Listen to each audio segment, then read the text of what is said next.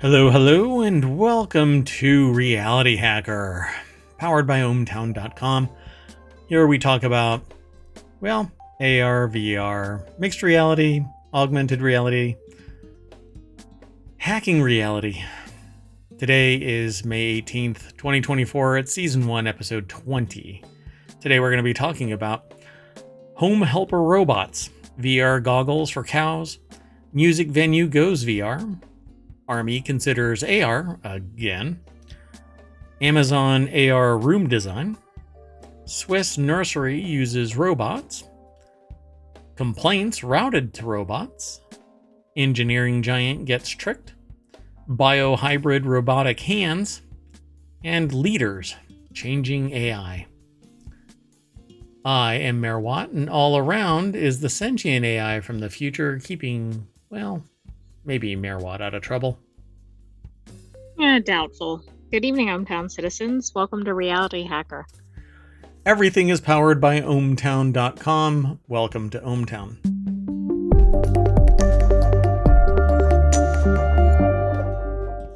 So this channel is Reality Hacker. We talk about technology as it relates to super realistic modifications of reality and kind of progressing towards the science fiction side of science in the reality real world space. We talk about all kinds of stuff, though. It's not just tech. We talk about software and deep fakes and pretty much anything related to hacking reality. So let's get into it. The very first article is in Technology Today. It's another channel of the series of shows that that I put together so that I could see how I can manage information overload. And sorry, there's somebody that's visiting ohmTown at the same time that we're doing this show, but it does not matter. It's been resolved. So let's talk about this first article. Again, it's over in Technology Today. Manipulation technology makes home helper robot possible. Parents spend roughly 300 hours each year cleaning up after their kids. That's nearly 2 weeks that could be otherwise spent doing something else, anything else. Researchers at Carnegie Mellon. That's a lot of hours.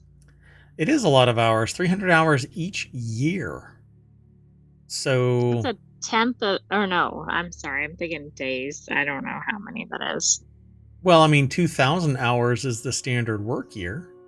So this is a pretty over good percentage. Yeah. It's like a full, not a full time, but it's a job. It's 10% of an entire work, over 10%. It's 15% of an entire work year. So yeah, that's kind of interesting. Researchers at Carnegie Mellon University's Department of Mechanical Engineering, in collaboration with Google DeepMind and University of Washington, are hopeful that parents will regain tidying time and will then some with Locoman, a four-legged version of the Jetsons' beloved maid Rosie the robot that could lend a hand in the not-so-distant future. But unless it's a vacuum that can also wash dishes and pick up clothes and pick up stuff from around the house, vacuum stairs, wash windows, pick up the mail. There's so many other things. I don't know that many people that actually spend 300 years cleaning up after their kids. No, but how about 300 hours? What did I say? Years? Mm-hmm. 300 hours. It feels like 300 years, right? I thought I said 300 hours. Oh, you know what? Hold on a second. Let me do something. I don't know if I put this into the bot, so I'll do it live. Might as well. Did I do this? Yeah, I did. Okay. So, now if you type in !show notes, the bot, which is now powered by OpenAI's ChatGPT 4.0, it will display, oh no, it actually just crashed. Great. Living the dream. Good timing. Yep. We'll try it again. So anyway, if you hit show notes in the chat, it will give you all of the links that we're going to be talking about today. Oh, this time it worked. Okay. So 300 hours a year cleaning up after your kids. The article is over at techexplore.com. Caitlin Landrum from Carnegie Mellon University Mechanical Engineering put this article together. And techexplore.com is where it's housed. It has a picture of I don't know how old this kid is, 6, playing with a dog bot, shaking its hand, apparently. Looks pretty cool. That's about a 3-year-old, but yes. Oh, really? Yeah, you got better. The sentient AI from the future has better visual acuity than I do. Everything just looks younger than me. So just, all right. Look, the mayor kisses babies, shakes hands. That's it. Quadrupedal robots designed to move on 4 legs, much like a dog, are already leading search and rescue missions, surveying construction sites and moving parts around factories. Their ability to navigate complex environments with a lower center of gravity and light weight make quadrupedal robots a top contender for household use. Until now, the missing piece was the dexterity and versatility skills necessary for them to be efficient in daily life.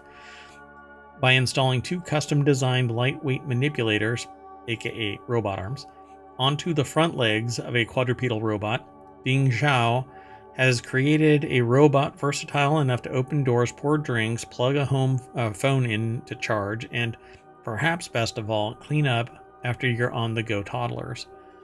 So I should have just said toddler. I would have been safer. Oops.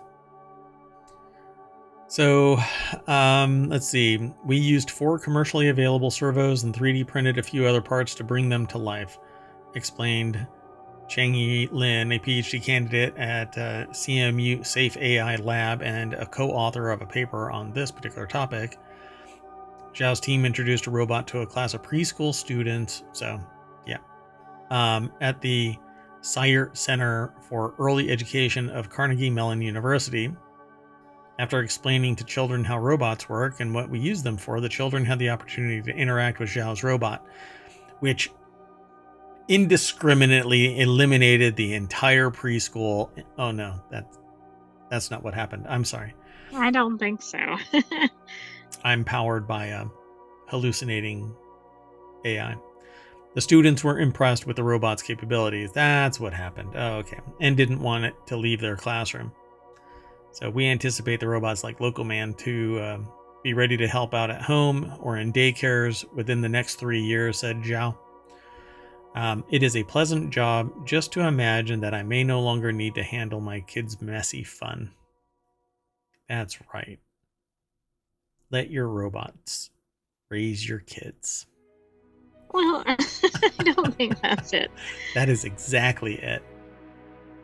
But this is how they first get people kind of accustomed to robots. I mean, if they can get kids when they're young. This is the gateway drug. Is that what you're saying? Well, I think a lot of adults are skeptical of robots being in their spaces, but maybe kids don't have that.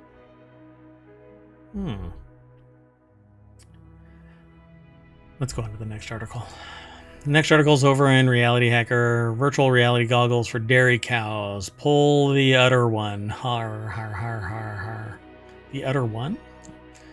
Russian farmers are putting VR headsets onto the cows to help improve milk production, and it sounds like a load of bull. Oh, gosh. Oh, Dad. Come on. But apparently, it really is part of an ongoing experiment. Yeah, we actually talked about something similar to this. Trevor Mogg put the article together over at digitaltrends.com. But they say enough fun. They just say, okay, enough. I think that it's actually pretty funny. Of course, we initially thought this rather amusing story. Man. All right. Let's move on. Cows with VR goggles? Yes, it seems like it really is a thing. In Russia, that is. A press release from the Ministry of Agriculture and Food of the Moscow region that was picked up by the Moscow Times explains how environmental conditions can impact a cow's health and, as a consequence, affect the quality and quantity of the milk that it produces. So far, so good. So now they put VR headsets on the cows and the cows are walking around with VR headsets. In other words, if the weather is crap or the scenery is on the boring side, the visuals inside the headset are supposed to relax the cows and compel them to chomp enthusiastically on the grass like it was a beautiful summer's day. During the first test, experts recorded a decrease in anxiety and an increase in the overall emotional mood of the herd, suggesting the VR glasses could become a common feature on dairy cattle around the world in the near future, so long as this isn't some kind of wacky publicity stunt. Yeah. This is really outrageous. Like, I wouldn't even know if cows could really see on See, a screen the way people would, but that's fascinating. there you go. I find it interesting, but I don't know. They might be milking this for all it's worth. Yeah. They're grazing really close to a little absurd. What do you think of that one? No. I guess the farmers have vision, though. Oh. All right. The next article's over in Reality Hacker as well. Iconic music venue will present live gigs that you can watch in VR from your home, because who knows when we'll go to live gigs again, is the little snippet. Luke Dormel from Digital Trends put the article together. So O2 Academy Brixton, one of London's most iconic music venues, is gearing up to host a series of 360-degree virtual reality gigs. The brainchild of promotion company Live Nation and Melody VR. Live from O2 Academy Brixton, events will give fans with the Melody VR app and an Oculus VR headset the opportunity to be virtually transported to the legendary London music venue. But I wonder, like, how much, like, walking Like, around what's can you the do? cost? Yeah, well, that too. But I mean, the cost may not be that well, we'll see. It says we look forward to partnering with Melody VR and presenting live from O2 Academy Brixton, which will connect artists with fans globally through the latest and exciting 360-degree VR technology live from the purpose-built studio set within the iconic and world-famous venue. I don't know. Let's see. Recently, Melody VR used its cutting-edge technology to create Wireless Festival's Wireless Connect 2020 event, in which 70 artists delivered exclusive performances to fans from both London and Los Angeles. I mean, I think this is really neat. People don't have to travel to go to wherever the concert is. The problem is it's only on this one platform. Yeah. Yep. Quest. Which that just sucks. You know, I want it everywhere, and I don't know what the relationship is where they're sticking to Quest, but I would love for it to be on PC VR. Sell it via Steam. That would be awesome. All right, let's keep going though. Next article's over in Reality Hacker as well. U.S. Army considers AR goggles for its military mutts. So I thought that this was for humans, but apparently U.S. military dogs could soon be working in the field using AR goggles, giving the animal the freedom to work beyond its handler's line of sight. Okay, so this is interesting. I mean, the cows and the military dogs? Trevor Mogg over at digitaltrends.com put the article together.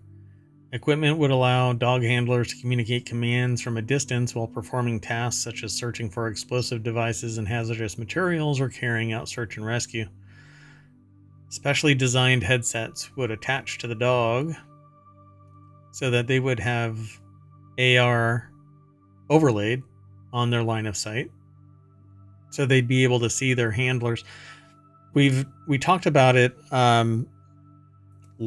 this week in the Time Machine and maybe after. I'm not sure. It was either it was Wednesday or Thursday, but I talked about how dogs apparently have the ability to do commands based on what the human is commanding via a 2D image, so a screen. That coupled with this, now it makes sense. They could overlay hand gestures or spoken word or maybe even visual, a command, and they do it. I think it's pretty awesome that we'd have the ability to interact with our pooches like that, but I'm not a big fan of military action anyway, because dogs don't have a choice. Well, they do, but AR will be used to provide dogs with commands and cues. It's not for the dog to interact with it like a human does. The new technology offers us a critical tool to better communicate with military working dogs. His ability to generalize from other training to work through the AR goggles has been incredible, because they've got one particular dog, apparently, Dr. A.J. Pepper, who set up Command Site in 2017 with the aim of enhancing communication between humans and animals, suggested the technology could fundamentally change how military canines are deployed in the future.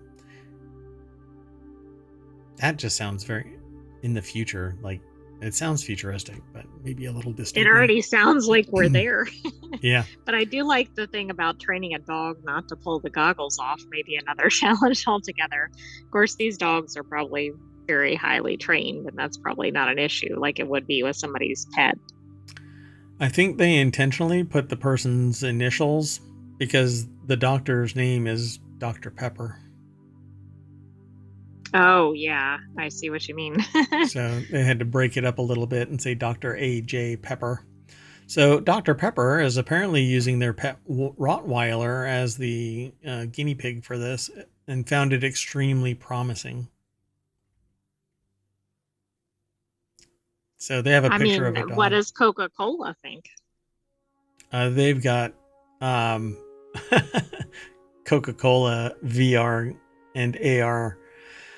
You have to buy 2 of them and drink the drinks, and then remove the bottoms of the cans and look through the little holes where you normally drink from, and then glue them together so that they're like binoculars.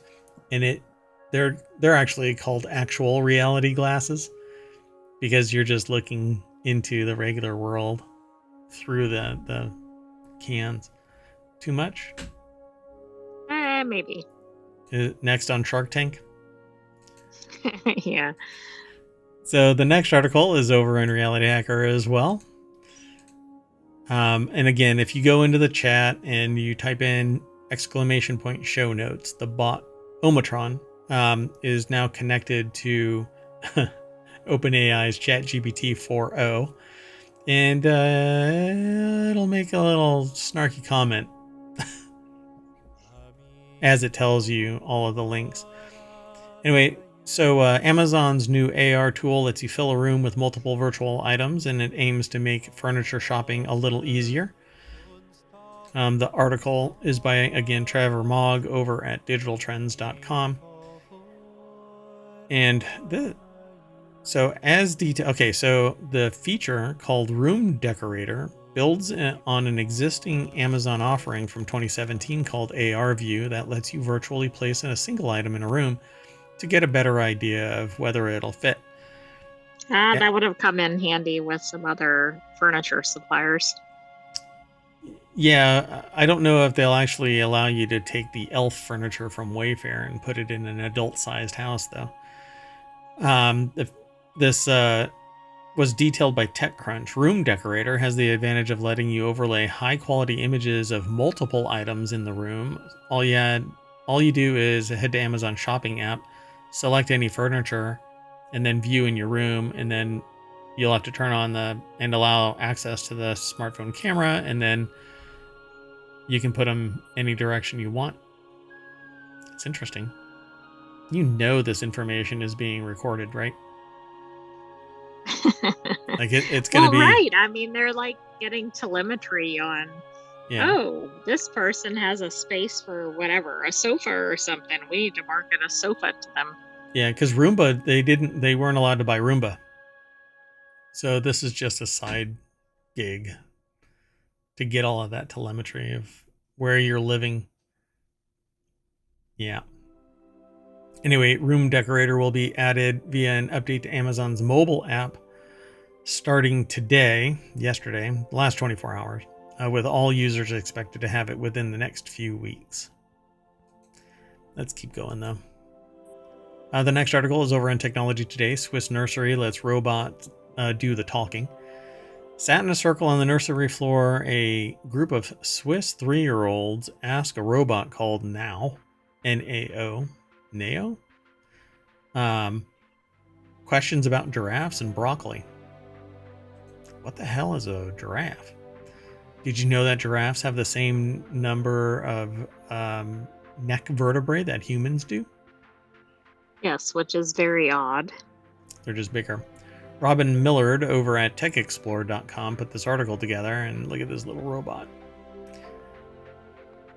I mean, this is the kind of robot that they need to be developing because it's not terrifying.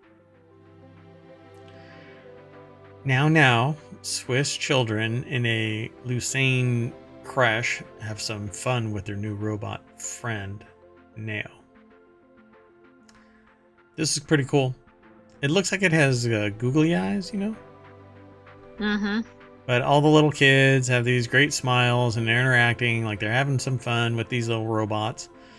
I love it. So by the time these children become adults, interacting with robots may well be commonplace as using a smartphone, experts believe. So one Lucerne creche has decided to give them a head start. Now has been a regular visitor in the Nanosphere Nursery on the campus of the Swiss Federal Institute of Technology University since the new year. He is what is called an interactive learning companion rather than a substitute teacher. Well, just want to let all of you teachers know that your days are numbered. This is one of the functions that we would think maybe robotics is not going to really invade, and Yeah. obviously that's changing. Yeah, I'd say within 20 years, we're going to have robots that have the ability to understand like pressure and heat and the positive and negative reinforcement of pleasure and pain. I think that robots are going to actually understand that context through senses, the various senses. But once they know that and they get positive reinforcement for doing things that are good, they are the ideal human because they will only do that which they get positive reinforcement for. The problem is it can be rewired to invert that. So that's where you end up with the issues of people not having the right ethical compass. That's weird. My headset isn't working on one side. Anyway, That's strange. so they say, the robot says, "Hello, my name is Now. I'm happy to be at the Nanosphere today," he said in a childlike, high-pitched voice. "I left my planet some time ago and can't to come to meet you. I look forward to getting to know you and being able to talk with you in the weeks ahead." So, yeah, I think that's kind of weird because I don't want children to think that the robot is alien technology from some other planet. It isn't a legitimate statement. But the children think that they're being told certain factual data. That's why they trust the robot, right? So what will the children's future be like? Will they have to work with robots? Very probably yes, as Olivier Delamadeleine, wow, general director of the Educalis group of nurseries and primary schools in Lucerne, told the AFP. This is really progressive, I think. It's interesting. Do you like broccoli? It's very good for you, the robot said. Le Planetier? Le Platineer. Picked them up and put them on the table. She said Now would not grow any taller as children do. The children gathered excitedly around some jockeying for space. Interesting. So a dad introduces his daughter to the robot. She looks kind of shy. I'm like, I don't know. Yeah, I don't know if she's uh, impressed by it yet. Yep. The brand is owned by the Germany-based United Robots Group, or Robotics Group, and more than 15,000 units have been sold. How much is it? I want it. I'd love to be able to give this as demonstrator. Wow. They're curious to see what he'll say, what he'll do. He's a companion with little tips and bits of advice. Oh my gosh. I'm going to have to reach out to this company and see, like, how much is this thing actually priced at? Okay. Yeah, Well, it's that's all there probably is. not inexpensive, but I mean, if a school has it, maybe it's not or maybe they donate it to schools. Yeah. Yep. Okay, let's keep going though. The next article is over on Ohmtown Daily. Your angry complaints to call centers may soon be soothed by AI, pretty much invalidating the human condition and connection necessary to remedy a problem, unless the bot can remedy the problem. Call center workers might not have to deal with angry customers for too much longer. SoftBank plans to use AI to make angry callers sound less aggressive. The Japanese firm is seeking to turn a customer's voice into a calm conversational tone with AI. Oh my god. They're going to change the tone of callers using AI to modify the voice so that the people who are handling the customer service issues don't have to deal with the negative tone. Wow. This is not what the headline led you to believe, right? Correct. No. It seemed like you're upset, so you get like a soothing voice on the other end. Correct. Wow. Wow. Oh, wow. That's blowing my mind right now. Complaints to call center workers are about to sound a lot less angry, and they have artificial intelligence to thank. SoftBank Corporation, or Corp, the telecoms arm of the Japanese conglomerate led by billionaire Masayoshi Son, is apparently preparing to test AI software that softens the tone of furious customers. This is really incredible. Hassan Chowdhury over at BusinessInsider.com put the article together. Okay, so reading the headline, you'd think that you'd be calling into a call center and the call center would respond with an AI that's calm, always calm, and able to calm you. But that's not what's happening. You're yelling at the customer service rep, and the AI is taking your voice and stepping it down.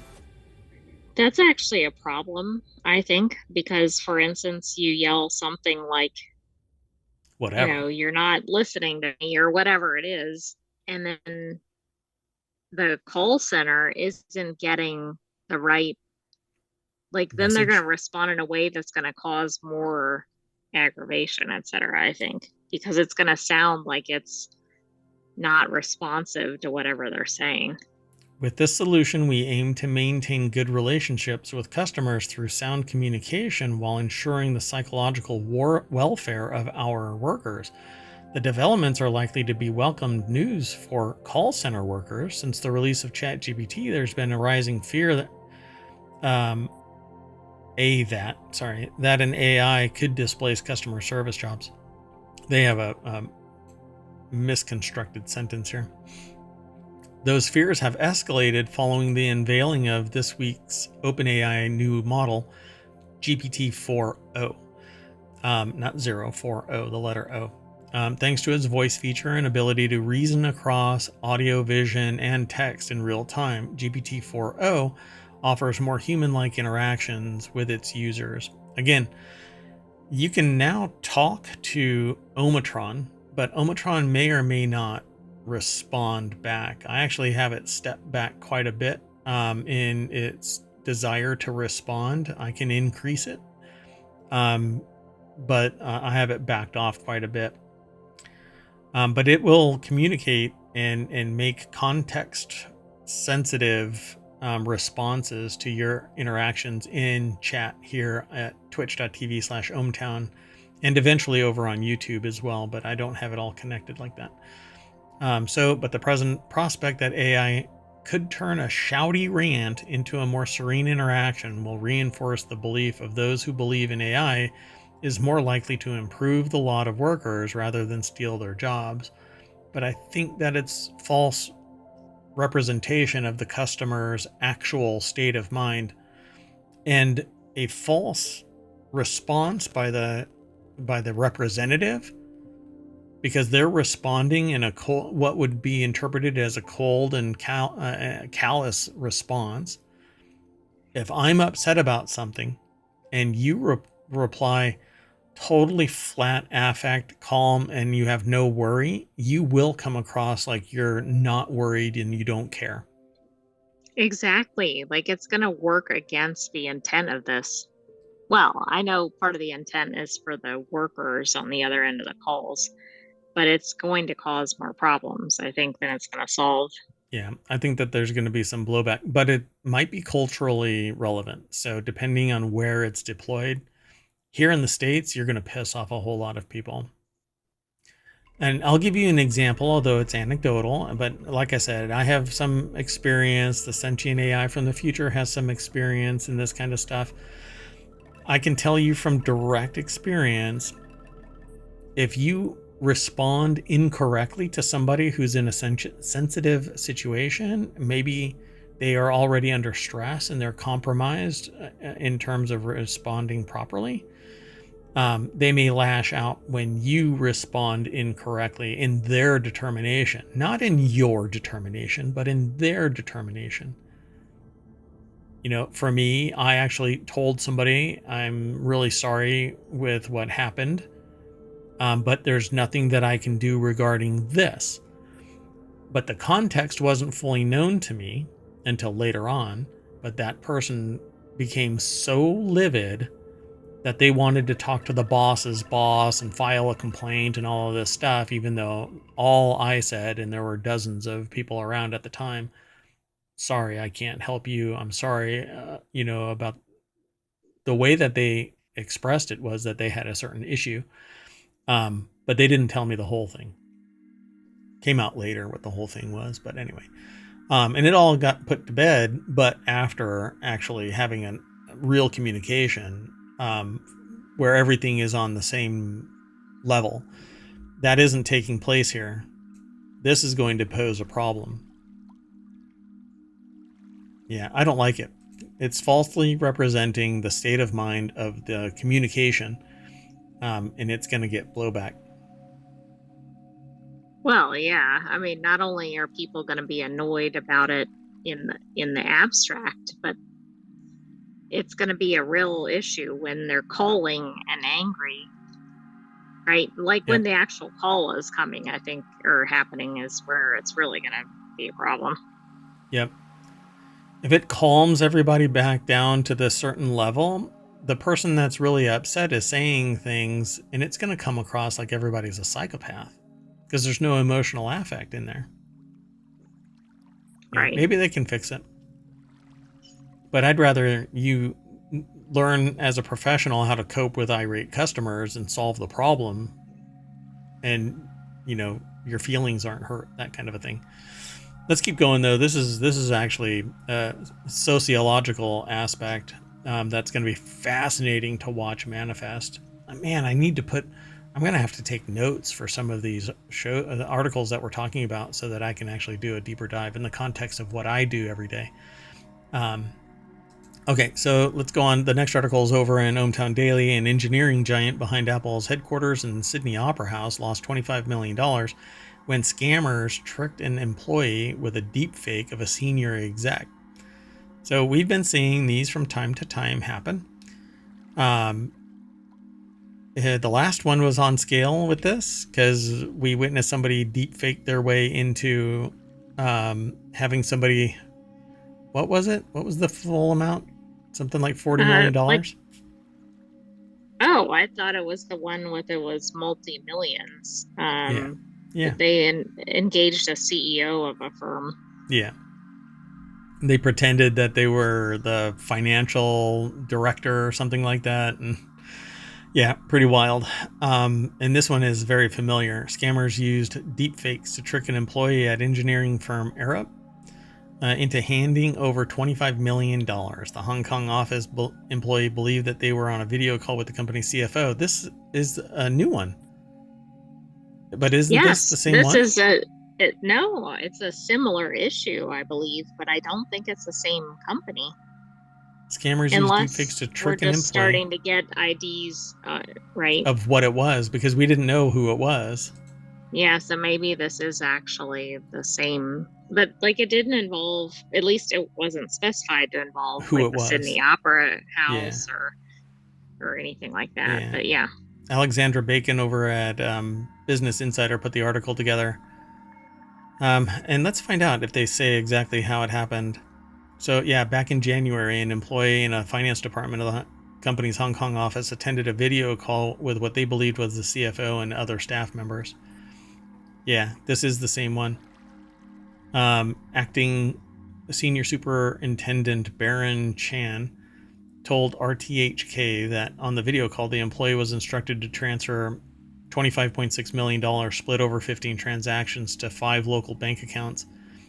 After around a week, an employee realized it was a scam, and then they contacted the company's headquarters, and the investigation is ongoing. So now we know who the parties were. At the time when we talked about it here well, it was actually in ohmTown Daily News, and maybe Reality Hacker as well. There were no names. So now Financial Times is reporting who the names are, and by proxy, Business Insider is. Wow. They warned people about deepfake scam going around of Elon Musk, where the fraudsters are using the billionaire's likeness to trick people into investing in its crypto software. And none of it makes sense because they're going to get caught, particularly in the United States. So it says it's not the only exactly. time. There's so much of a paper trail. I mean, I know crypto isn't, but it just seems like there's all going to be a record of it. Wow. Earlier this year, a woman in South Korea said scammers used a deepfake of Musk to trick her into handing over $50,000, which she believed would be invested on her behalf. She even had a video call with someone she thought was Musk where he expressed his love for her. Well, I would have bowed out of that right away, mainly because I don't like Musk. Well, and also, I'm assuming if you haven't ever met the person, it might be a little bit like, is this a legitimate call? So goofy. Like, why would that work? Anyway, wow. Okay, let's go on. The next article is over in Technology Today. Biohybrid robotic hand may help unravel complex sensation of touch. Brain machine, or BMI, brain machine interfaces, are devices that enable direct communication between the brain's electrical activity and an external device, such as a computer or a robotic limb, that allows people to control machines using their thoughts. Florida Atlantic University put the article together, and this is over at techexplore.com. Although the technology is still largely experimental, it holds great promise for people with spinal cord injury or an amputation through electrophysiological signals transmitted between the brain's neurons and the external source. Turning thoughts into actions could help them regain control and sensation of their limbs. However, restoring motor control and sensation from an assistive device in a natural way remains scientific holy grail due to the complexity of the problems, such as fully understanding and restoring the myriad of distinctly different sensations of touch for object friction, moisture, temperature, pain, among others. So we've talked about this here in Reality Hacker and Technology Today and ohmTown, about various technologies that are now developing on the robotic side, but not for human use, that may be adapted to human use for object friction. They can tell what a material is by now using the sensor over the friction of it. Moisture, temperature, pain, even self-healing of skin, temperature, not just cold and heat, but generating cold and heat. It's fascinating what is available right now. So, Well, and we've seen the thing with like the distinctions and textures mhm. and just any number of advancements. Yeah, cumulative effect of losing grip, pressure, other sensations like prosthetic hands, not only difficult to control, but the feeling like unnatural extensions of the body. And that's because we're trying to figure out how, once we've lost a limb, how any of the inputs that were lost can be reattached through external sensors, technological sensors, not biological sensors. So the major challenge for conveying tactile sensation through neural interfaces is mapping from the tactile sensor to the electrical stimulation parameters.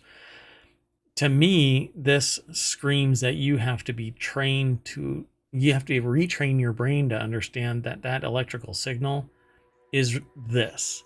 It is the same as your other, like if you put your hand and run it across blue jeans, you know that it's blue jeans because you've had that sensation before. But on an amputated limb that has the same sensor technology, you have to relearn what it is on your like left or right hand or whatever it is. Oh, this feels like blue jeans because the sensors say this is what it feels like to be blue jeans. And I think that we can learn that. Or we can do the much harder lift, which is try and develop the sensors so that they are at parity with our biological sensors. And I don't think that that's going to be possible without fundamental research like this. You'll have to keep on doing this because I think the number of parameters that are developed by the human condition is way beyond the input capabilities of today's sensors. So, again, 30 years, 40 years in the future. Researchers from Florida Atlantic University College of Engineering and Computer Science, in collaboration with FAU's Charles E. Schmidt College of Science and College of Medicine, and the University of Utah, have developed a novel biohybrid neuroprosthetic research platform comprised of a dexterous artificial hand electrically interfaced with biological neural networks, i.e., a computer brain. RealityHacker is here. Yeah, again, I mean, every week we have stuff that is just fascinating that this is where we're going. Very few limb absent individuals have used bidirectional neuroprosthetic hands to date. Moreover, research efforts to explore the impact of different electrical stimulation encoding methods for tactile feedback on motor control are few, which poses a bottleneck to research progress in this field. Well, you got to stop making the sensor technology so damn expensive. Find the grant money that facilitates people utilizing these biomimetic technologies, and you'll get people feeding you all kinds of data to work with. The results of the study are unironically published in the journal Biomimetics that demonstrate that the robotic and neuronal behavior of this biohybrid neuroprosthetic hand model is sensitive to different neural stimulation and coding methods and can integrate robotic tactile sensations within the motor control of an artificial hand, i.e., this is the potential of in like figure one to have biomimetic sensory capabilities. Not just vision, it has vision. Vision can easily say that this is a pair of jeans, but it can't touch something and know that it's a pair of jeans without looking at it. Now it can. Right. So, what is it really missing at this point? Just the AGI, right? Pretty much. And for the human side of a biohybrid artificial hand, it would be the direct powering and connection to the human body at parity with the biological side, which I just don't think that we have the connective tissue there. And I mean the interface between the technology and the human side, so that we can take all of that sensory data and translate it into the same senses on both sides, for instance. So the evoked neuronal activity recorded from the efferent electrode was decoded to control the robotic hand. Findings showed that the biological neural networks exhibited the capacity for functional specialization with the rapidly adapting or slowly adapting patterns represented by significantly different robotic behavior of the biohybrid hand with respect to tactile encoding method. So it was learning on the fly. That's pretty cool. There's more to this, but let's just keep going. I think we'll continue to see, like, we'll see updates from this in ohmTown, and we'll probably feature those again. Yeah, for sure. There's a video over on YouTube called Research Video of a Biohybrid Robotic Hand that I think that you should all go over and check out. But you can get there following the link that's in the VOD. Although it's a little quirky in its listing, it's hard to miss because the names of the links are matching pretty much the discussion that we're having. So feel free to go and check it out. Yeah, we only have one more article, so let's go on. This next article, and our last one here in Reality Hacker for this weekend, is in the Mobile Channel, 11 Leaders Changing AI from Sam Altman to the Godmother of AI. Dun, dun, dun. Yeah, I'm curious about all of these people because I only know really of Sam Altman. Off the top of my head, I couldn't recall all of the people that are changing AI. But once I see Altman the names, was one of the few that came to mind, or like Zuckerberg or somebody. yeah. But I wouldn't say Zuckerberg. Oh gosh, it's a No, I know, show. but they're doing stuff in Oh, yeah. Meta. So I mean, my point is, like, the major companies you can think of and their principles. Okay, Like you got that, but Google that doesn't lead up to 11 people. Yeah, Google and Microsoft. And so Laura Bratton over at QZ.com or Quartz.com put the article together, and it's a slideshow, and I'm not really a big fan of slideshows. Not sure why this is not linking the... Okay. Did they really do it that way? That's weird. Okay. So Sam Altman is mentioned. Geoffrey Hinton is mentioned. Dubbed the godfather of AI. Okay. I guess there's a godmother somewhere too. Joshua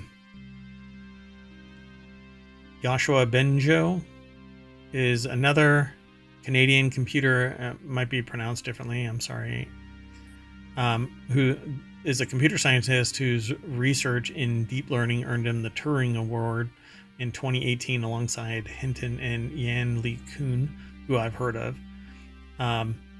So that's Yan Li Kun, longtime collaborator with Hinton and Benjo. LeCun is Meta's chief AI scientist. As far as I know, this is the person who said that the current models of large language models are incapable of AGI. Oh, okay. Fifi Lee is another godmother of AI, invented ImageNet, a dataset used for advancing computer vision that many see as a catalyst for the AI boom. Today, Lee consults with policymakers as they work to set up guardrails for the technology and was named one of 12 national AI research resource task force members by the White House in 2021. Lee is now working to build a spatial intelligence startup that uses human-like processing of visual data. When you're a hammer. Dario and Daniela Amadei. The siblings. So these aren't necessarily people that are real well known. Well, I mean, if you're in this space, then you know them for sure, right? But that's true. Like, I only know of Anthropic because of what Anthropic does, not the founders of it, because like all things, it's temporal. So the founders will have some, I don't know, they'll get tired of it and want to do something else or whatever. But the institution that it represents, Anthropic, that is the thing. Their chatbot Claude is a rival to OpenAI's chatbot ChatGPT, and that's a misrepresentation when I said chatbot. I would not refer to these as chatbots. It seems so mechanically shallow to say chatbot. These are artificial intelligences of varying degrees of proficiency. I'm amazed by 4.0. I have it doing artwork now. I have it doing literature. I have it writing lyrics. I have it doing all kinds of stuff for me. And I don't take it all straight out of the bucket that it deposits in. I look through it and I go, I like this or I don't like this. It's not just mass generation. I treat it like I'm handling a camera, and if I don't like the picture, I delete it. So Anthropic is designated as a public benefit corporation, meaning it positions its work as a means to generate social and public good. We know about this as well from OpenAI's side, which seems really weird that it's massively profitable at the same time that it has a not-for-profit wing to it. Yeah, that doesn't really make any sense. Andrew Ng, Hinton and Bengio are AI cynics. Bengio is an optimist. Ng founded Google's influential AI project Google Brain in 2011 and went on to lead AI development Chinese tech company Baidu. So, yeah, well, we'll just leave that all alone. Mustafa Suleiman co-founded two influential AI startups, DeepMind and Inflection. DeepMind was acquired by Google. Inflection's staff, including Suleiman, was poached by Microsoft. Now, OpenAI partner. Clement Delang, CEO of Hugging Face, a startup that's worked to democratize AI by developing open source natural language processing technologies, or NLPs. We need more companies and organizations to share their models and datasets publicly and in open source so that everyone can understand and build AI themselves. Yeah, that democratization is not profitable. It breeds competition, which will breed overall a superior product because there's mad scientists somewhere that's going to be creating something that's spectacular, in a garage. But you can't do that when you don't have a data set. So that is true. So you better take it from somewhere, right? Yeah. I think it's Demi. It might be Demi Hassabis. Sorry if I'm ruining your name. Just let me know. Send an email to mayor@ohmtown.com. So there's the CEO of Google DeepMind working to make AI tools. And that's it. Those are the 11. Dun, dun, dun. A lot of AI is now being leveraged for financial tech, being applied to high-frequency trading platforms and creating great wealth, while everybody else is burdened by having to use their own human intellect limitations, which are considerable compared to the mass amounts of data that AI can process and punch out actionable information. So like always, we jump into the party bus and race down Main Street, looking left and right, and we refresh where we left off to see if maybe something new. And yeah, all kinds of stuff. So Amazon Fire TV remote not working. Here's how to fix it. 10 best movies on Tubi right now. These are all things that are related in some way to hacking your reality, either from the source or as a way to just escape from reality. We'll talk about this some more next week on Reality Hacker. But until then, I am Mayor Watt, and all around me is the sentient AI from the future. Good night, Hometown citizens. But come back soon. We still have Wanted and Warcrafters. Yeah, Wanted is all about gadgets and gear and all kinds of stuff that Mayor Watt wants, and maybe the sentient AI wants. I keep deleting the Terminator body that they're asking for, but sorry that we can't get that from Amazon. So see you in about, 15 minutes max. Be sure to follow us, though, over on twitch.tv/ohmtown. Also, like and subscribe and follow us over on YouTube and download the podcast, which appears to be zooming right along, folks. So go over there and listen to a few of the 1,000 episodes that are part of the ohmTown network of shows. There's 7 there now, so go check them out. See you in a bit. Bye bye.